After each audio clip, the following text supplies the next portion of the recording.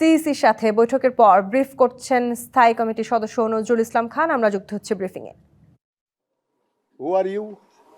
আমার যদি কোনো সীমাবদ্ধতা না থাকে, আমি তার অনুমোদনের জন্য যাব কেন? অনুমতির কোনো প্রয়োজন আছে?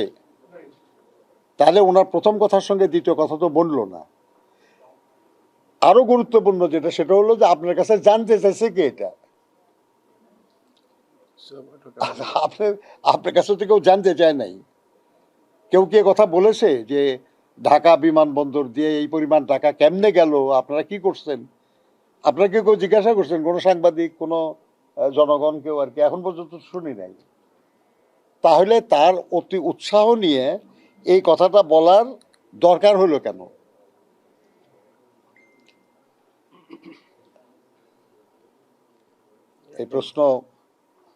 এই প্রশ্ন করার এবং তার জবাব নেওয়ার অধিকার আপনাদের।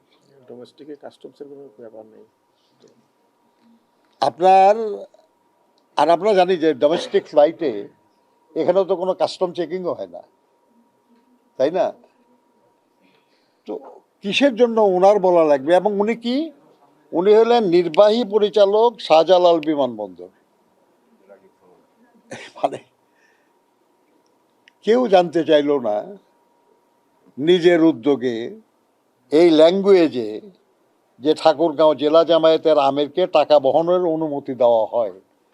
তার মানে ওনার কোনো দোষ নাই, আমরা এই অনুমতি দিছি এবং কোনো অসুবিধা হয় না। কোনো দরকার আছে বলার? যেখানে টাকার অর্থ আভ্যন্তরীণ রুটে অর্থ পরিবহনে কোনো সীমাবদ্ধতা নেই,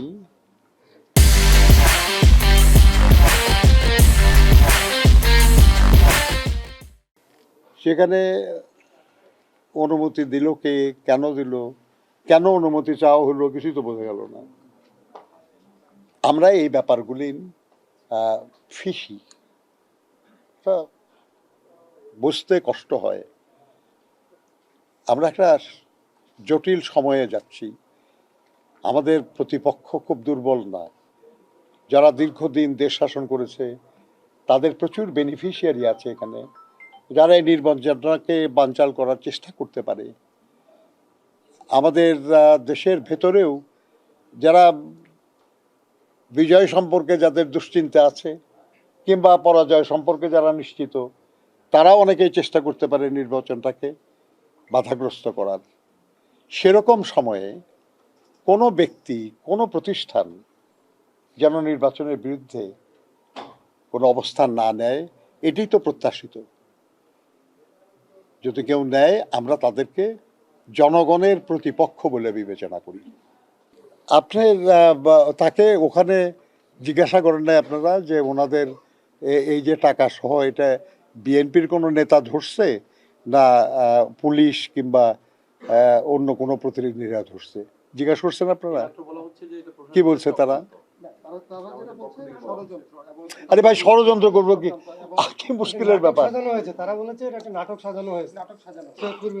এই নাটকের অভিনেতা কি তারাও? তারা ছাড়া তো